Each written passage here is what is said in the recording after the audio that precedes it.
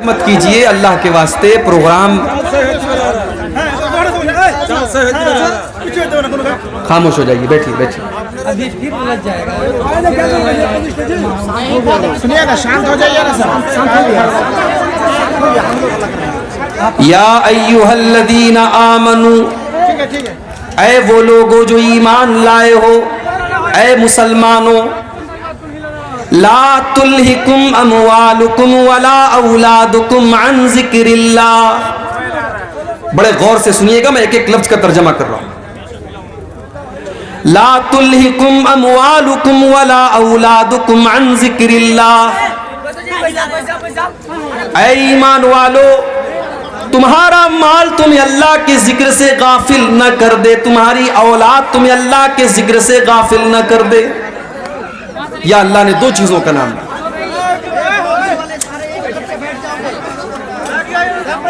माल और औलाद। दो चीजें इंसान की जिंदगी में बड़ी इंपॉर्टेंट हैं, माल और औलाद। माल के लिए भी इंसान बहुत कुछ करता है, औलाद के लिए भी बहुत कुछ करता है। माल कमाने के लिए इंसान रात दिन एक कर देता है, खून पसीना बहाता है, और औलाद की खुशी के लिए इंसान अपना सब कुछ कुर्बान कर देता है। अल्लाह ताला ने इन दोनों चीजों का नाम लेकर के फरमाया, ला तुल्हिकुम अमवालुकुम वला औलादुकुम अन ज़िक्रिल्लाह। ऐ ईमान वालो, तुम्हें अपने माल से जितनी भी मोहब्बत हो जाए, तुम्हें अपनी औलाद से जितनी भी मोहब्बत हो जाए, ये मोहब्बत तुम्हें अल्लाह से ज्यादा नहीं होनी चाहिए। कहीं तुम्हारा माल तुम्हें अल्लाह के जिक्र से गाफिल न कर दे, कहीं तुम्हारी औलाद तुम्हें अल्लाह के जिक्र से गाफिल न कर दे। इसको मिसाल से समझो। आपने मार्केट में दुकान खोली है, असर की अजान का टाइम है, हय्या अलस्सलाह की आवाज आ रही है, अल्लाह के जिक्र की तरफ आपको बुलाया जा रहा है, नमाज की तरफ बुलाया जा रहा है, कामयाबी की तरफ बुलाया जा रहा है। एक तरफ अल्लाह का जिक्र और नमाज है, और दूसरी तरफ आपकी दुकान है, आपका कस्टमर है, आपका प्रॉफिट है, आपका बिजनेस है। अब इम्तिहान है आपके सामने। 10 मिनट के लिए दुकान या तो बंद कीजिए, या फिर आप नमाज को कुर्बान कीजिए। अब यही कसौटी आपके सामने आ गई। अब कुरान की इस आयत को आप अपने सामने रखिए, या अय्युहल्लज़ीना आमनू ला तुल्हिकुम अमवालुकुम। ऐ ईमान वालो, तुम्हारा माल बहुत जरूरी है तुम्हारे लिए, बहुत इंपॉर्टेंट है तुम्हारे लिए, मगर अल्लाह के जिक्र से बढ़कर के इंपॉर्टेंट नहीं है। अगर अल्लाह ताला अपनी नमाज की तरफ तुमको बुला रहा है, अगर हय्या अलस्सलाह की आवाज तुमको दी जा रही है, तो तुम्हारी दुकान बंद हो जानी चाहिए, तुम्हारा कारोबार बंद हो जाना चाहिए। यह है ईमान की निशानी। आप घर में हैं, बच्चों के साथ हैं, नमाज का टाइम आया, बच्चों को खिला रहे हैं, आप बच्चों से लाडो प्यार कर रहे हैं। नमाज का टाइम आया, अपने बीवी बच्चों को छोड़ करके, अपने परिवार को छोड़ करके आपको मस्जिद में जाना है, अल्लाह के जिक्र की तरफ जाना है। औलाद की मोहब्बत कहीं आपको अल्लाह के जिक्र से गाफिल न कर दे।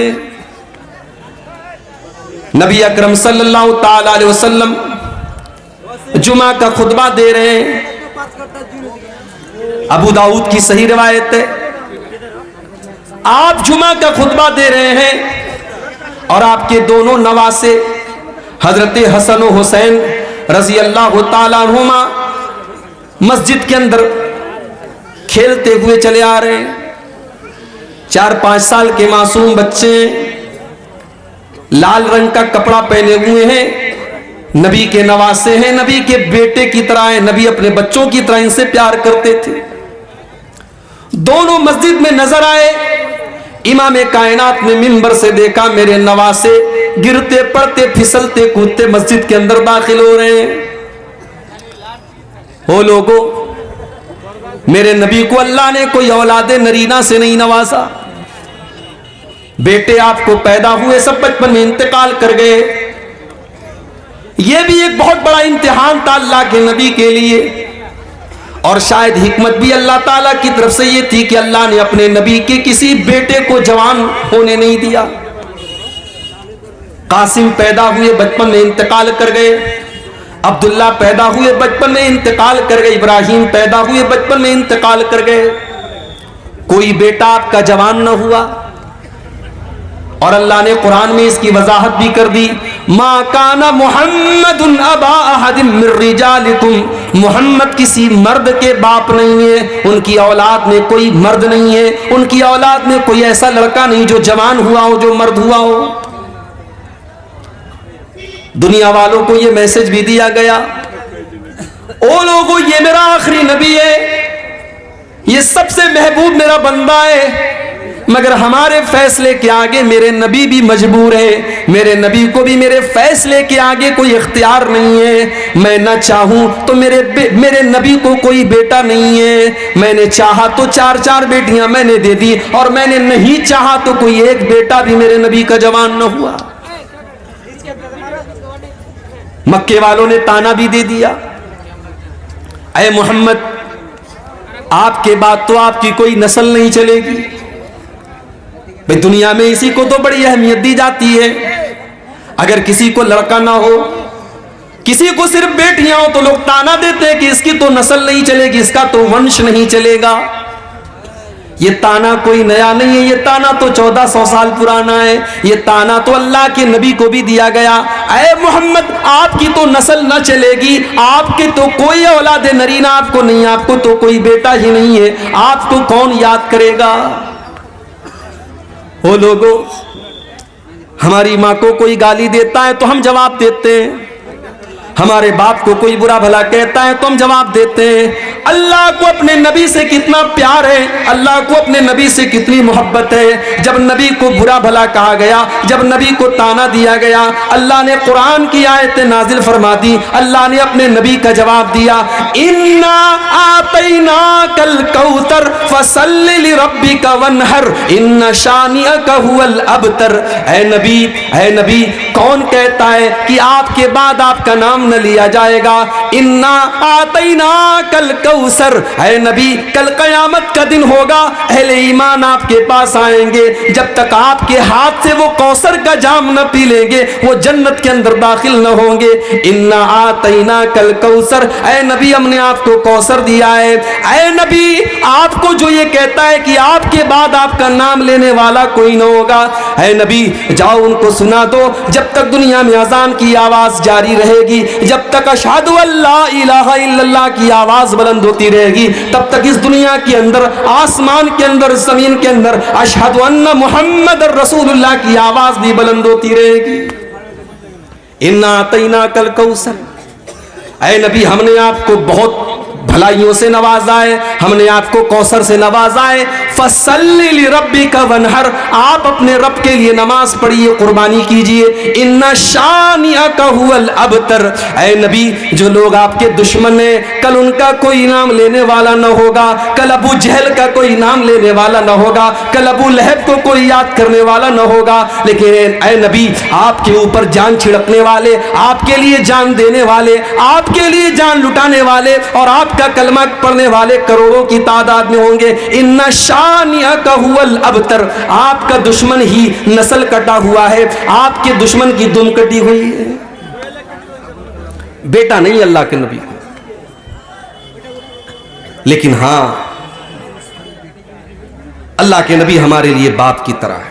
अल्लाह के नबी ने सही हदीस में फरमाया कि मैं अपनी उम्मत के लिए बाप की तरह, रूहानी औलाद अल्लाह के नबी की आपकी उम्मत है जो करोड़ों की तादाद, बेटा लेकिन कोई नहीं है। अब नवासे जो नबी के हैं वो नबी के बेटों से कम नहीं है। नबी अकरम खुतबा दे रहे हैं, नवासे नजर आए, आप मिंबर से उतरे, अपने दोनों नवासों को गोद में लिया और आपने फरमाया, ओ लोगों, मेरा अल्लाह कुरान में कहता है इन्नमा अमवालुकुम व औलादुकुम फितना। ऐ ईमान वालो, तुम्हारा माल तुम्हारे लिए फितना है, तुम्हारी औलाद तुम्हारे लिए फितना है। मैं अपने इन दोनों नवासों को देख करके बर्दाश्त न कर पाया जब तक मैंने अपना खुतबा न रोक लिया, मैं मिंबर से उतर न गया जब तक इनको अपनी गोद में न ले लिया, इनको चूम न लिया, इनको प्यार न कर लिया, मुझे चैन न मिला। तो माल और औलाद, ये दो चीजें इंसान की जिंदगी में बड़ी इंपॉर्टेंट होती है।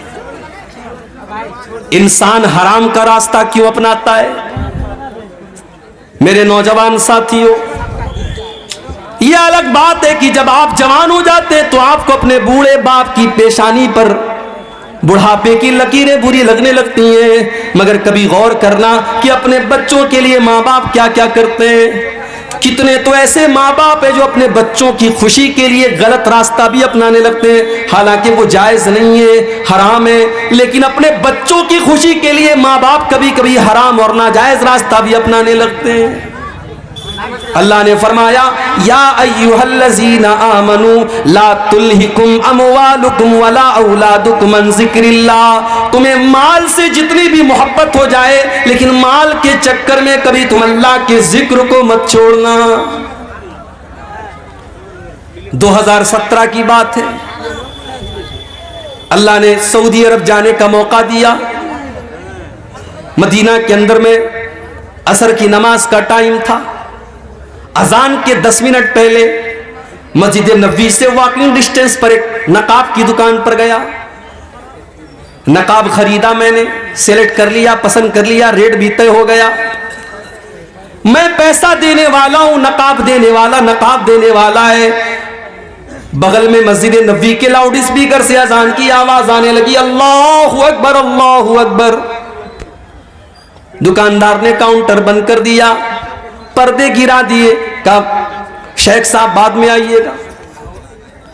मैंने कहा भाई मेरे अजान हो रही है, अभी तो जमात में 10 मिनट का टाइम है, अभी कोई मसला नहीं है, तुम पैसा ले लो, सामान दे दो। कहा नहीं, अजान हो चुकी है, इस बात की इजाजत नहीं है कि हम अजान होने के बाद कोई सौदा सलफ करें। आप नमाज के बाद आइए, दुकान मेरी खुली रहेगी, आपको सामान मिल जाएगा।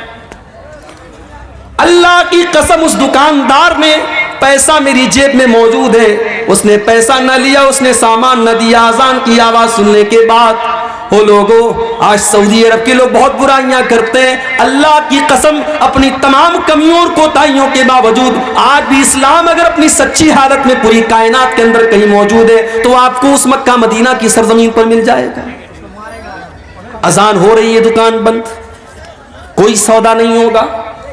मुझे कुरान की वो आयत याद आ गई, रिजालुल्ला तुल्हीहिम तिजारतु वला बैउन अन ज़िक्रिल्लाहि व इक़ामिस्सलाह। मेरे नेक बंदे तो वो हैं, मेरे नेक बंदे तो वो हैं, मेरे अल्लाह वाले बंदे तो वो हैं, उनका कारोबार कभी उनको नमाज से नहीं रोकता, उनकी तिजारत उनको कभी नमाज से नहीं रोकती। सीमांचल के जलसे मैं बहुत बोल चुका हूं, चैनल वालों से भी कई बार कहा है कि भाइयों इन जलसों को की शक्ल मत बिगाड़ो। आपसे भी बार बार कहता हूं कि इन जलसों की शक्ल न बिगाड़ो। माँ बहनों से बार बार कहता हूं, ये जलसे हैं, ये कुरान और हदीस के नाम पर कायम होते हैं, इन जलसों के तकद्दुस को पामाल न करो।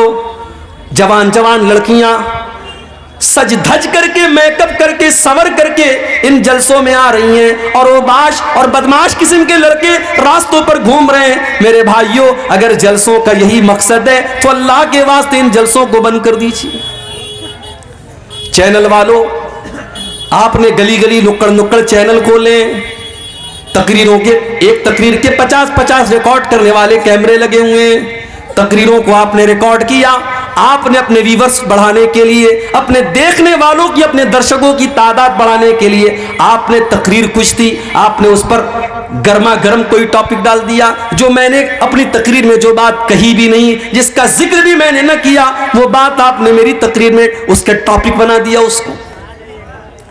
कितने चैनल वाले मेरी तकरीर के साथ नंगी औरत की तस्वीर मेरे फोटो के साथ लगाते हैं और टॉपिक क्या रखते हैं, मेले में जाने वाली लड़कियां, मेले में जाने वाली लड़कियां ये टॉपिक लगाते हैं और एक बेहुदा और उरिया लिबास पहने हुए एक लड़की की तस्वीर मेरे बगल में लगाते हैं। लोग व्हाट्सएप करके मुझसे पूछते हैं मौलाना साहब इसका क्या जवाब है आपके पास? मेरे पास अल्लाह की कसम कोई जवाब नहीं है। पैसा कमाओ मेरे भाई, मगर पैसा कमाने के लिए इतना न गिर जाओ कि आप हलाल और हराम की हदों को भूल जाओ। इस चीज का भी आपको हिसाब देना पड़ेगा। आपने तकरीर के अल्लाह और उसके रसूल की बातों को सुनने वाली चीज के ऊपर आपने इतना गंदा थंबनेल लगाया है, कल आखिरत में आप क्या जवाब देंगे मेरे भाई? अल्लाह ने कुरान में फरमाया इन्नल्लज़ीना युहिब्बूना अन तशियल फाहिशतु फिल्लज़ीना आमनू लहुम अज़ाबुन अलीमुन फिद दुनिया वल आखिरा। जो लोग ईमान वालों के दरमियान बेहयाई को फैलाते हैं, वल्गैरिटी को फैलाते हैं, नंगेपन को फैलाते हैं, उनको आखिरत में जो अजाब होगा उनको दुनिया में भी दर्दनाक अजाब होगा। आपने नंगेपन को फैलाया, आपने ओरियानियत को फैलाया, इससे तो अच्छा था बॉलीवुड की हीरोइनों के इंटरव्यू ले लेते, इससे तो अच्छा था बॉलीवुड के गानों को रिकॉर्ड करके अपने चैनल पे डाल लेते, कम से कम तकरीरें तो बदनाम ना होती, कम से कम जलसे तो बदनाम ना होते। क्या हो रहा है मेरे भाई? जलसों के नाम पर क्या क्या हो रहा है हमारे यहां, क्या क्या खुराफात हो रही है। इतने जलसे हो रहे हैं मगर हमारा नौजवान नमाज से आज भी दूर है। अल्लाह ने फरमाया ला तुल्हिकुम अमवालुकुम वला औलादुकुम अन ज़िक्रिल्लाह। माल के चक्कर में तुम अल्लाह को भूल न जाना, औलाद के चक्कर में तुम अल्लाह को भूल न जाना। और आज अगर कोई अल्लाह को भूल गया, उसकी जिंदगी में सब कुछ है, अल्लाह नहीं है, अल्लाह का जिक्र नहीं है, नमाज नहीं है, अल्लाह को याद नहीं करता है, तो दुनिया में तो जो होगा होगा, आखिरत में क्या होगा? वमन आरज़ान ज़िक्री फ़इन्न लहू मईशतन ज़न्का। जो हमें याद नहीं करेगा, जिसकी जिंदगी में सब कुछ होगा लेकिन अल्लाह नहीं होगा, उसकी जिंदगी को हम बेचैनी वाली जिंदगी बना देंगे। वो करोड़ों और लाखों कमाएगा लेकिन उसके घर में चैन न होगा। सास बहू के झगड़े उसके घर में होंगे, भाई भाई के झगड़े उसके घर में होंगे, उसके घर में ननद भाभी के झगड़े होंगे, उसके घर में देवरानी जेठानी के झगड़े होंगे, उसके घर में न चैन होगा न सुकून होगा, उसके बच्चे बीमार होंगे जो हमको याद नहीं करेगा। फ़इन्न लहू मईशतन ज़न्का, उसकी जिंदगी बेचैनी वाली बन जाएगी। वनहशुरुहु यौमल क़ियामति आमा, और कल क़यामत के दिन हम ऐसे इंसान को अंधा बना करके उठाएंगे। क़ाल रब्बि लिमा हशरतनी आमा, वो कहेगा अल्लाह मैं तो दुनिया में अच्छा खासा देखा करता था, मैं आज अंधा कैसे हो गया? अल्लाह फरमाएगा कज़ालिका तत्का आयातुना फनसीतहा व कज़ालिकल यौम तुनसा। मेरे बंदे, तेरे सामने कुरान की आयतें पढ़ी गई, तेरे सामने नमाज की अहमियत बताई गई, तेरे सामने बेहयाई की बुराई की गई, मगर तू बेहयाई के काम करता रहा, तू नमाज को छोड़ता रहा, तू अल्लाह की याद से गाफिल रहा। जब तू दुनिया में अंधा बन गया तो आज हमने तुझको अंधा बना दिया। तो ये पहली आयत है कि अपने माल और औलाद के चक्कर में अल्लाह को मत भूलो। वमन यफ़अल ज़ालिका, और जो माल के चक्कर में अल्लाह को भूल जाएगा, जो औलाद के चक्कर में अल्लाह को भूल जाएगा, फ़उलाइका हुमुल खासिरून, उससे ज्यादा घाटे का सौदा कोई नहीं कर रहा है। हम ये समझ रहे हैं कि साहब हम दुकान कर रहे हैं, नमाज छोड़ करके हमारी दुकान में बड़ी बरकत हो रही, बड़ा पैसा आ रहा है। नहीं, पैसा तो आ रहा है मगर आप घाटे का सौदा कर रहे हैं। जानते हो फायदे का सौदा किसको कहते हैं? आओ एक मिसाल आपको देता हूं, फायदे का सौदा किसको कहते हैं। अल्लाह के नबी अपने सहाबा के साथ बैठे हुए, एक सहाबी आते, अय अल्लाह के नबी, मैं अपने बाग की चहार दीवारी कर रहा हूं, मेरा खजूरों का बाग है, मैं उसकी बाउंड्री कर रहा हूं, और बाउंड्री करने में मेरे पड़ोसी का एक खजूर का पेड़ आ रहा है, मैं उससे कह रहा हूं कि ये खजूरों का पेड़ तुम मुझे दे दो, लेकिन वो मुझे देने को तैयार नहीं है। नबी अकरम ने उसको बुलाया, कहा भाई ये अपने बाग की बाउंड्री कर रहा है, तुम्हारा एक पेड़ इसकी बाउंड्री के रास्ते में आ रहा है, तुम अपने पेड़ की जो मुनासिब कीमत है दे दो। उसने कहा नहीं, मैं नहीं दे सकता। उसने कहा मैं ये पेड़ नहीं दे सकता। अल्लाह के नबी ने फरमाया कि तो बताओ तुम्हें क्या चाहिए। उसने कहा हाँ, अगर इस एक खजूर के पेड़ के बदले में मुझे पूरा एक बाग दे दिया जाए तो मैं वो बाग के बदले में मैं एक खजूर का पेड़ दे दूंगा। नबी अकरम ने अपने सहाबा से कहा, ऐ मेरे सहाबा, कोई है जो इस पेड़ को खरीद ले, मैं उसको जन्नत की गारंटी देता हूं, इससे बेहतर खजूरों का बाग उसको जन्नत में मिलेगा। कोई है अल्लाह का बंदा जो अपना खजूरों का बाग इसको दे दे और इसका ये पेड़ खरीद ले। एक साहबी खड़े हो गए, उनका नाम था अबू दहदा। उन्होंने कहा, अल्लाह के नबी, मेरा एक बहुत बड़ा खजूरों का बाग है, मैं आपको गवाह बना करके कहता हूं कि मैं अपना खजूरों का बाग इसको दे रहा हूं और इसका वो एक खजूर का पेड़ मैं लेकर के अपने इस सहाबी भाई को दे रहा हूं। सौदा डन हो गया। अबू दादा दौड़े दौड़े घर आए। उनकी बीवी उसी बाग में गई हुई थी। मुस्नद अहमद के अल्फाज हैं, हजरत अबू दादा बाग के दरवाजे पर पहुंचे और बीवी को आवाज दी, ऐ उम्मे दादा, ऐ मेरी बीवी, तुम जल्दी से इस बाग से निकल जाओ, ये बाग मैंने अल्लाह की राह में दे दिया है। ऐ मेरी बीवी, मैंने एक खजूर के पेड़ के बदले में इस बाग को खरीद लिया है, इस बाग को बेच दिया है और मुझे अल्लाह के नबी ने इस पर जन्नत में इससे बेहतरीन बाग की गारंटी दी है। आज के दौर की औरतें होती तो शौहर की ये बात सुनकर के चार बातें सुनाती कि आपसे बड़ा बेवकूफ कोई नहीं देखा, आपसे बड़ा स्टूपिड कोई नहीं देखा कि आप एक पेड़ के बदले आप इतना बेहतरीन बाग आप बेच करके चले आए। आज की औरतें होती तो चार ताने मार देती। लेकिन मेरी प्यारी माँ बहनों, नबी की सहाबियात की जिंदगी भी क्या जिंदगी थी। उम्मे दादा उस बाग से निकलती हैं और अपने शौहर से कहती हैं, ऐ मेरे शौहर, आपने बड़े फायदे का सौदा किया है, आपने बड़े मुनाफे का सौदा किया है, आपने जन्नत के बाग के बदले अपने बाग को दे दिया है, आपने कोई घाटे का सौदा न किया। ये थे सहाबा। एक और सहाबी थे, उनका नाम था सुहैब रूमी।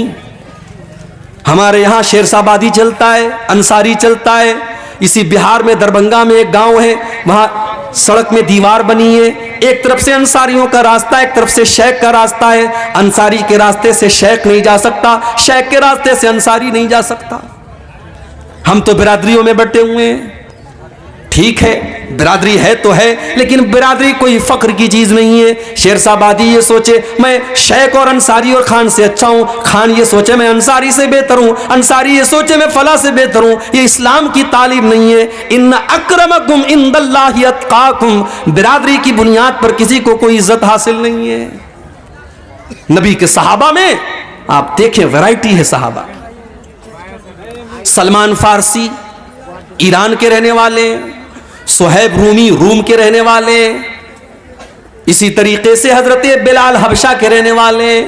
कोई गोरा है, कोई काला है, कोई ईरान का है, कोई हबशा का है, लेकिन नबी के सारे सहाबा दर्जे में और मकाम में सहाबी होने के एतबार से बराबर है, सहाबी होने के एतबार से बराबर है। हजरत बिलाल तो गुलाम थे, उनको हजरत अबू बकर ने खरीद करके आजाद किया था और हजरत उमर कहा करते थे, आता का सैयदोना सैयदना, बिलाल भी हमारा आका और अबू बकर भी हमारा आका, हमारे आका ने हमारे आका को खरीद करके आजाद किया। बंदो मोहताज गनी एक हुए, तेरे दरबार में पहुंचे तो सभी एक हुए। अगर अल्लाह ने आपको तौफीक दी होगी, आपने हज किया होगा, आपने उम्रा किया होगा, आपने देखा होगा कि अल्लाह के घर का तवाफ करने में गोरे और काले का कोई फर्क नहीं, अंसारी और शेरशाबादी का कोई फर्क नहीं, अमीर और गरीब का कोई फर्क नहीं, सारे के सारे लोग एक ही आवाज दे रहे हैं, लब्बैक अल्लाहुम्मा लब्बैक की सदाएं दे रहे हैं। एक ही आवाज है, एक ही ड्रेस कोड है, एक ही घर का तवाफ कर रहे हैं और एक ही मकसद है कि अल्लाह राजी हो जाए। सुहैब रूमी रजी अल्लाह ताला अन्हु रूम के रहने वाले थे, गुलाम बनकर के मक्का में आए, किसी ने आजाद कर दिया, बिजनेस करने लगे। अल्लाह ने तिजारत में बरकत रखी है, तिजारत में बरकत है। उलमा कहते हैं कि सबसे बेहतरीन पेशा खेती करना है और खेती करने के बाद सबसे बेहतरीन पेशा तिजारत है। तिजारत में अल्लाह ने बहुत बरकत रखी है। हजरत सुहैब रूमी रजी अल्लाह ताला उन्होंने तिजारत की, बिजनेस किया और अल्लाह ने बरकत दी उनको, बहुत पैसा कमाया उन्होंने। नबी अकरम के ऊपर ईमान लाए, सहाबी हो गए। फिर एक ऐसा मौका आया कि अल्लाह के प्यारे नबी मदीना चले गए। सुहैब रूमी अभी मक्का में ठहरे हुए हैं, उनको अपना कारोबार भी देखना है, अपने घर वालों को भी देखना है। अब क्या हुआ?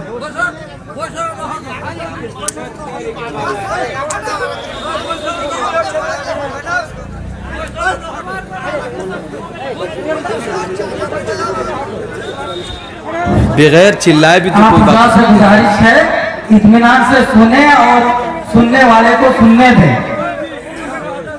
डिस्टर्ब ना करें। किसी का कोई पर्सनल मैटर हो तो किनारे लेके जाके हल कर ले।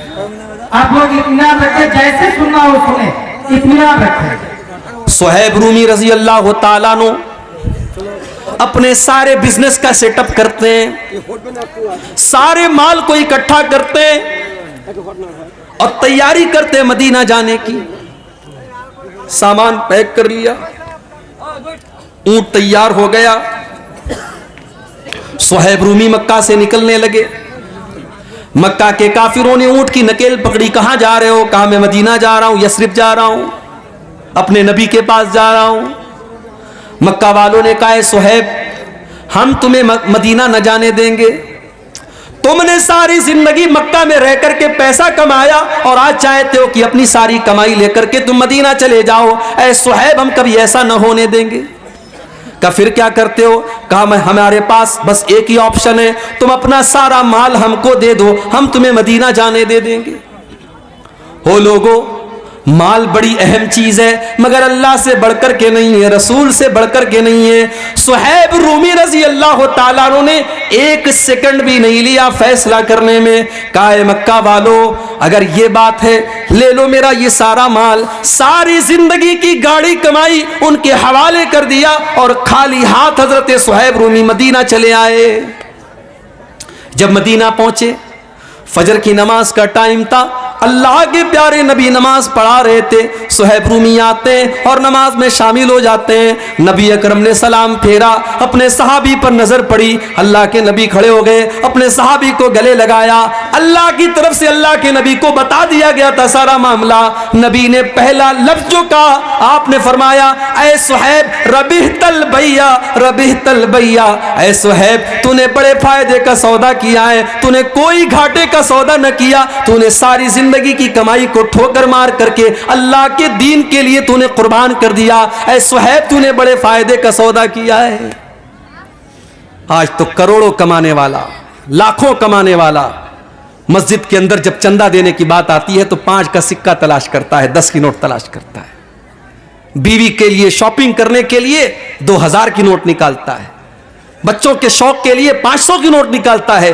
और बेचारी मस्जिद और मदरसा एक ऐसी चीज है वहां 10 की नोट आपको ज्यादा मिलेगी।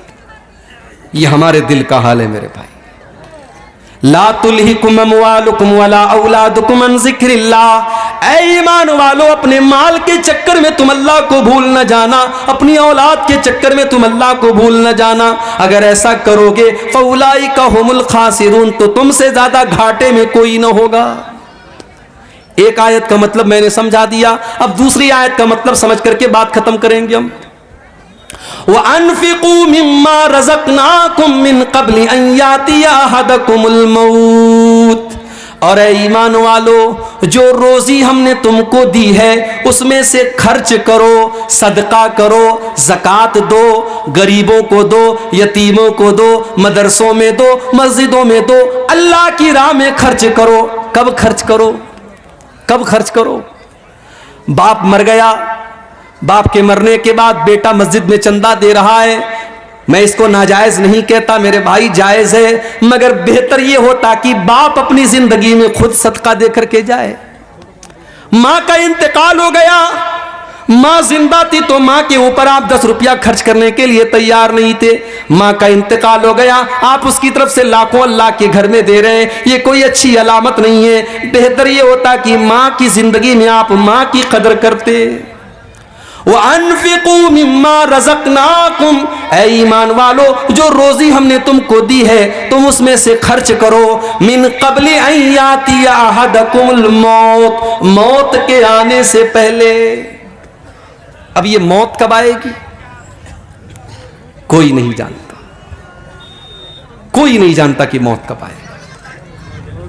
मेरे नौजवान साथियों, आज आप रात रात भर मोबाइल के ऊपर गंदे काम कर रहे हैं, क्या सोच करके कर रहे हैं? अभी तो जवानी के दिन है, अभी तो जिस्म के अंदर ताकत है। जब बुढ़ापा आएगा तो हम भी नमाजी बन जाएंगे, हम भी दाढ़ी रख लेंगे, हमारे माथे पर भी सजदे का निशान आ जाएगा। मेरे नौजवान साथियों, क्या आप इस बात की गारंटी दे सकते हैं कि आप बुढ़ापे तक जिंदा ही रहेंगे? अरे बुढ़ापा तो बहुत दूर की बात है, बुढ़ापा तो बहुत दूर की बात है। आप तो इस बात की गारंटी भी नहीं दे सकते कि कल की सुबह का सूरज आप देखेंगे। हमारे बड़े अच्छे दोस्त थे, नौजवान आलिम दीन थे, बिहार और झारखंड में हम लोगों ने साथ में प्रोग्राम भी किया था। हमारे उत्तर प्रदेश के रहने वाले थे मौलाना अब्दुल रहमान साजिद सल्फी, हमारे बनारस से जामिया सल्फिया से उन्होंने पढ़ाई भी की थी। मुंबई के अंदर कुर्ला में एक मस्जिद के इमाम थे, बहुत अच्छे मुकर्रिर थे और बहुत अच्छे इंसान थे, खूबसूरत भी थे, खूबसीरत भी थे। अभी पिछले हफ्ते की खबर है, मौलाना अब्दुल रहमान साहब एक प्रोग्राम में पूना जाते हैं, वहां पे तकरीर करते हैं अल्लाह ताला की तौहीद के बारे में, उसके हुकूक के बारे में। तकरीर करने के बाद रात ही में वो मुंबई के लिए चलने लगते हैं, क्योंकि वो एक मस्जिद के इमाम है और मस्जिद की कमेटी ने यह कह करके रखा है कि आपको हर हाल में फजर की नमाज में रहना है। ओ लोगों, मौलवी कोई रोबोट तो नहीं होता, मौलवी कोई मशीन तो नहीं होता, उसके पास भी तो जरूरतें हो सकती हैं, उसके पास भी तो मजबूरियां हो सकती हैं। तुमने मौलवियों को मशीन समझना क्यों शुरू कर दिया है? बंद कर दो मौलवियों को मशीन समझना। मदरसों में पढ़ाने वाले मौलवियों को आपने 5-5 हजार रुपए की तनख्वाह पर रखा। अरे 5 हजार की तो लोग चाय और पान खा जाते हैं, पी जाते हैं। 5 हजार में वो मौलवी किस तरीके से अपने बच्चों का पेट पालेगा, कभी आपने सोचा? वो बेचारा 10 साल तक मदरसे की पतली दाल पी करके और बगैर छिला हुआ आलू खा करके उसने मदरसे में पढ़ाई की, लोगों के दरवाजों पर भिखारी बन करके जागीर का खाना उसने खाया, और आज जब वो आलिम दीन बन करके आया, आपने 5 हजार में और 7 हजार में उसको मस्जिद का इमाम बनाया। शर्म आनी चाहिए। मस्जिद के इमाम से ज्यादा तो मोहल्ले में झाड़ू लगाने वाले की और सफाई करने वाले की तनख्वाह है। शर्म आनी चाहिए। और उसके बाद इतनी पाबंदी है कि साहब पूरा मोहल्ला मस्जिद में नजर ना आए। अगर इमाम बेचारा किसी दिन फजर में नहीं आया, मौलवी साहब आप फजर में नजर नहीं आए, पूरा एक एक नमाजी जब तक पूछ न ले और तहकीकात न कर ले तब तक मौलवी को नहीं छोड़ेगा। उसके पास भी तो जरूरतें हो सकती हैं मेरे भाई। और एक बहुत बड़ा फितना यह भी है, आपने इमाम साहब के लिए कमरा बनवाया, बड़ा एहसान किया, बड़े एहसान के साथ लोग कहते हैं हमारे यहां इमाम साहब के लिए कमरे का भी इंतजाम है। कैसा कमरा है? छोटी सी कोठरी है, बेचारा इमाम सर एक दीवार में उसका टकरा रहा है तो पैर दूसरी दीवार में टकरा रहा है। इतना बड़ा कमरा होता है इमाम साहब का कि वो मुर्गी का दरबा भी उससे बड़ा होता है। वो बेचारा फैमिली लेके नहीं रह सकता। उसकी बीवी बेचारी जिंदगी भर शादीशुदा होने के बाद भी अपने शौहर से दूर रहे। ओ लोगों, तुमने इन मौलवियों की जिंदगी को ऐसा क्यों बना दिया? मदरसों में पढ़ाने वाले टीचरों के लिए आपने फैमिली क्वार्टर का इंतजाम क्यों न किया? कल अगर उस मौलवी के कदम बह के, उस इमाम के कदम बह के, उस खतीब के कदम बह के, उस टीचर के कदम बह के, वो तो गुनहगार होगा ही होगा, हम और आप भी कम गुनहगार ना होंगे। हमने उनको अपनी फैमिली से दूर करके बहुत बड़ी आजमाइश में डाला है।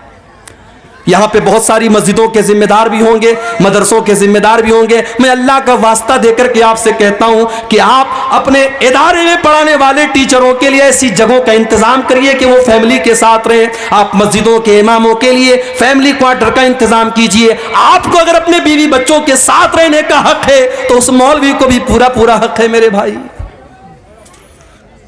सरकारी टीचर मर जाए, उसकी बीवी को सरकारी नौकरी मिल जाती है। सरकारी टीचर मर जाए, 60 साल की सर्विस पूरा करने के बाद मर जाए तो उसके परिवार को पेंशन मिलती है। सारी जिंदगी मिंबर पर चढ़ करके अल्लाह रसूल का दर्स देने वाला मौलवी मर जाए, उसके कफन का भी कोई इंतजाम करने वाला नहीं, उसके बच्चों की पढ़ाई की कोई खबरगिरी करने वाला नहीं। क्या यह दर्द की बात नहीं है? क्या ये सोचने की बात नहीं है? मेरे भाई, दुनिया की हर कौम अपने गुरु की, अपने टीचर की, अपने उस्ताद की का सम्मान करती है। हमारी कौम तो सबसे ज्यादा मौलवियों के अंदर कीड़ा निकालती है। ठीक है, वो इंसान है, उनके अंदर अच्छे भी लोग हैं, बुरे लोग भी हैं, उनके अंदर कमियां हैं, कोताहियां हैं, मगर ये सोचो कि आज के इस दौर में वही है जो आपको अल्लाह के बारे में बता रहे हैं, रसूल के बारे में बता रहे हैं, जन्नत के बारे में बता रहे हैं, जहन्नम के बारे में बता रहे हैं। अल्लाह की कसम, अगर ये उलमा दुनिया से चले गए, आपको कोई कलमा पढ़ाने वाला, आपको कोई कुरान बताने वाला, आपको कोई अल्लाह के बारे में बताने वाला ना मिलेगा। मौलवी बेचारे मर जाते हैं, उनके बाद उनके बच्चों, उनके परिवार का क्या होता है कोई पूछने वाला नहीं। अब्दुल रहमान सलफी साहब, फजर की नमाज पढ़ाना है, बहुत जल्दी है। उन्होंने टैक्सी पकड़ी, मुंबई से, पूना से मुंबई की टैक्सियां चलती हैं, शेयरिंग टैक्सियां। एक टैक्सी में 7 लोग बैठे हैं और टैक्सी ड्राइवर पूरी स्पीड से चला रहा है, क्योंकि उसको रात में 2 ट्रिप करना है, उसको मुंबई से फिर पूना आना है और जल्दी जल्दी सारे पैसेंजर को पहुंचाना है उनकी मंजिल पर। रात के 11-12 बजे के बीच का टाइम है। मुंबई और पूना की हाईवे पर ड्राइवर ने गाड़ी का कंट्रोल खो दिया। गाड़ी बाएं साइड में, बहुत बुरी तरीके से गाड़ी का एक्सीडेंट हुआ और 7 लोगों में से 6 लोग ऑन द स्पॉट मर गए।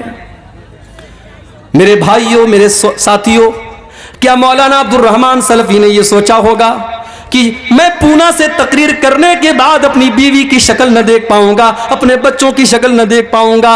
उनका इंतकाल हो जाता है, उनकी लाश की फोटो आती है। अल्लाह की कसम, वो लाश का फोटो देख करके आप जिंदगी का फोटो देखिए और लाश का फोटो देखिए, आपकी आंखों में आंसू आ जाएंगे। खूबसूरत चेहरा है, लहू लुहान हो चुका है, सर पूरा पिचक चुका है और ऑन द स्पॉट उनका इंतकाल हो जाता है। मेरे भाई, ये मौत बड़ी बेरहम होती है, ये मौत बड़ी सफाक होती है। इस मौत को कोई मतलब नहीं कि आपकी बीवी के ऊपर क्या गुजरेगी, आपके बच्चों पर क्या गुजरेगी, आपके बाद आपके घर वालों पर क्या गुजरेगी। इस मौत को इससे कोई मतलब नहीं कि आपने कौन कौन से सपने देखे थे, आपकी जिंदगी का क्या टारगेट था, आपने क्या सोचा था। मौत तो अपने टाइम पर आएगी और आपको लेकर के चली जाएगी, चली जाएगी।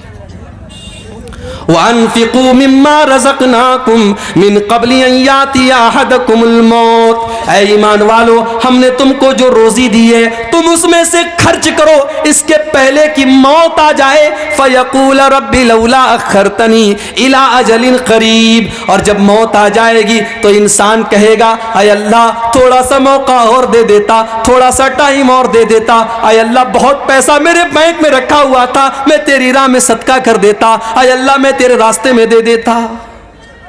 अल्लाह। लेकिन मौत के बाद सिवाय पछताने के हमारे हाथ में कुछ नहीं आएगा। मौत के बाद इंसान दोबारा दुनिया में आने की तमन्ना करेगा, लेकिन बहुत सारी आरज़ुएं ऐसी होती हैं जो कभी पूरी नहीं हो सकती। मरने के बाद कभी दुनिया में कोई वापस नहीं आया है। कभी रात में कमरे में आप लेटे हो और लाइट चली जाए तो औरतें तो डर जाती हैं, बच्चे डर जाते हैं, बिल्कुल अंधेरा हो जाता है, हम भी डर जाते हैं।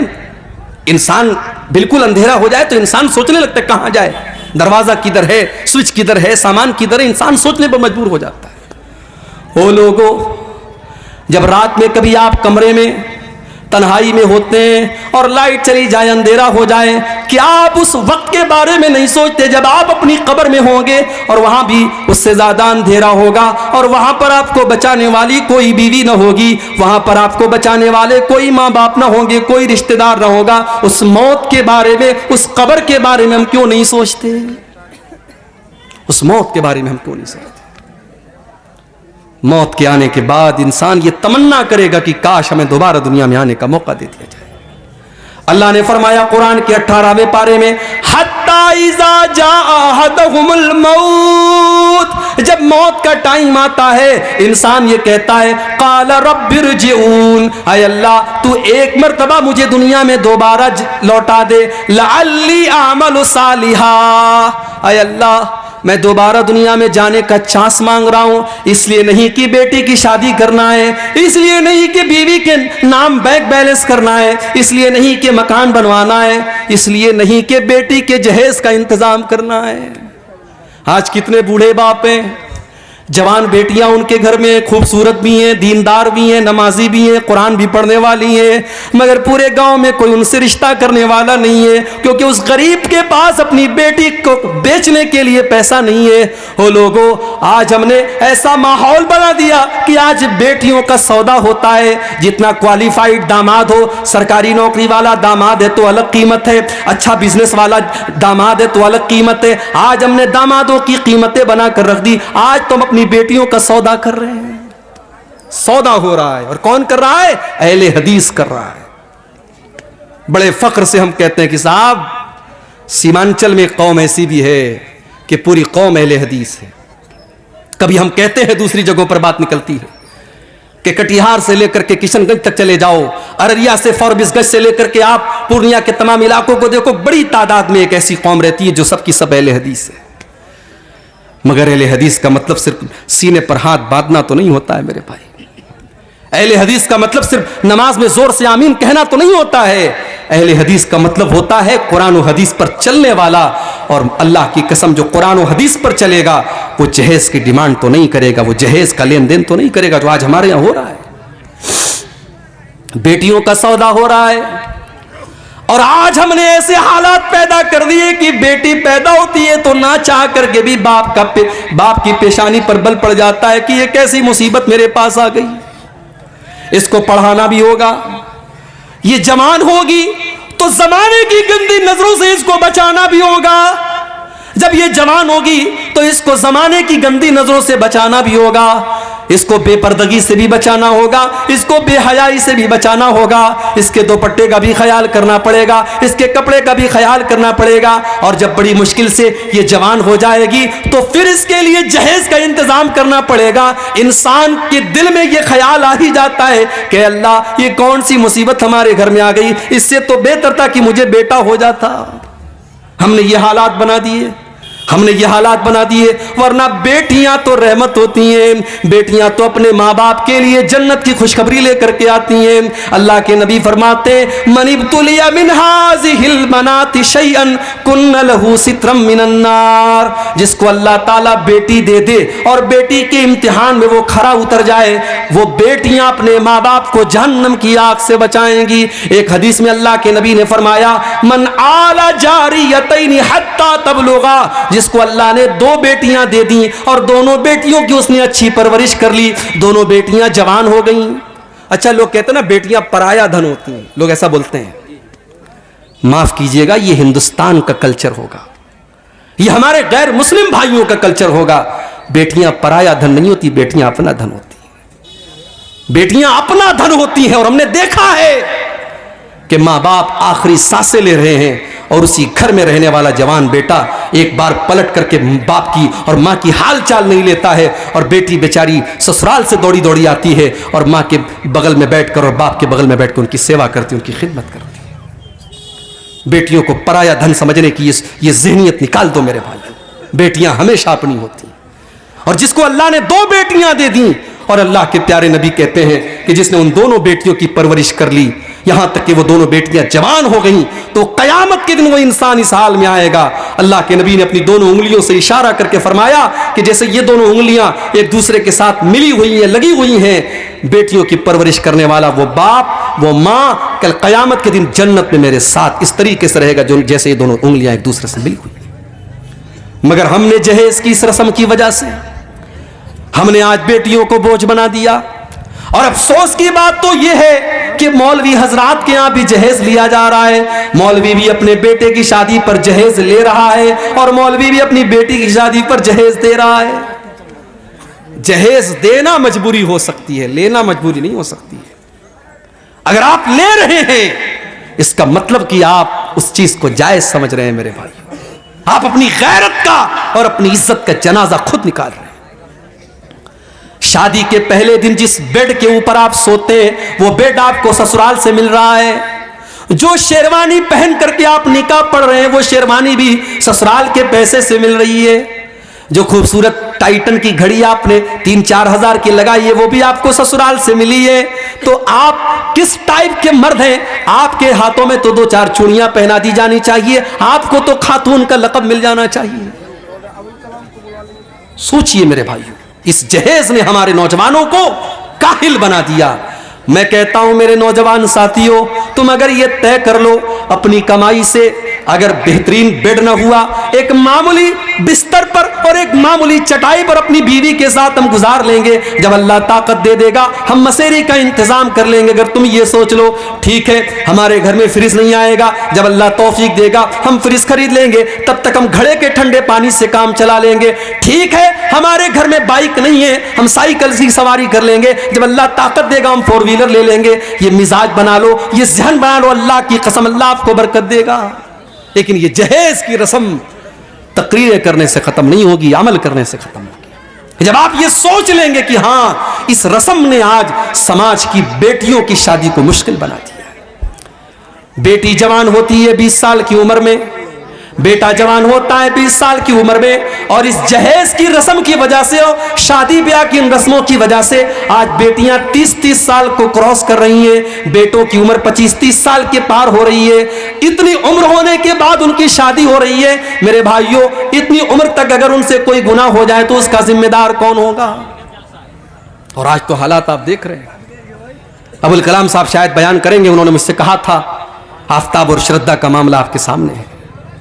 कोई पहला केस तो नहीं है इस देश का, इसके पहले भी ऐसे केस आए कि जालिम शौहर ने बीवी के टुकड़े टुकड़े कर दिए, जालिम बीवी ने अपने शौहर के साथ बेवफाई करके गला रेत दिया, उसके बदन के टुकड़े कर दिए। मगर वहां मीडिया को मसाला नहीं मिलता था, यहां मीडिया को मसाला मिल गया क्योंकि नाम साथ में आफ्ताब का आ गया। फेसबुक के ऊपर नॉर्मल पोस्टों में कमेंट आता है कि मुसलमान से शादी करने के पहले देख लेना उसके घर में फ्रीजर तो नहीं है, कहीं तुम्हारे भी बदन के 36 टुकड़े ना कर दे। मेरे प्यारे साथियों, सबकी जड़ यह है कि आज हमने इस्लाम को बालाए ताक रख दिया, वरना ये इस्लाम की तो तालीम ही नहीं है कि लड़का और लड़की बगैर निकाह के साथ में रहे। भारत का कानून इजाजत देता है कि लड़का लड़की बगैर निकाह के साथ में रह सकते हैं, इसको लिव इन रिलेशनशिप कहा जाता है। मगर इस्लाम की नजर में ये जिना है, इस्लाम की नजर में ये बदकारी है, इस्लाम इसकी इजाजत नहीं देता। अरे इस्लाम तो इस बात की भी इजाजत नहीं देता कि निकाह के टाइम आपके दिल में यह मकसद हो कि मेरा मकसद सिर्फ अपनी सेक्सुअल डिजायर्स को पूरा करना है, अपनी जिस्मानी ख्वाहिशात को पूरा करना है। अगर सिर्फ ख्वाहिश को पूरा करने के लिए आप निकाह कर रहे हैं तो माफ कीजिए, निकाह का यह मकसद नहीं है। अल्लाह ने कुरान में फरमाया मुहसिनीना गैर मुसाफिहीना, निकाह का मकसद घर बसाना है। आप घर बसाने के लिए निकाह कर रहे हैं, उस लड़की को आप घर में ला रहे हैं ताकि एक नया परिवार बसाएं, एक नया घर बनाएं।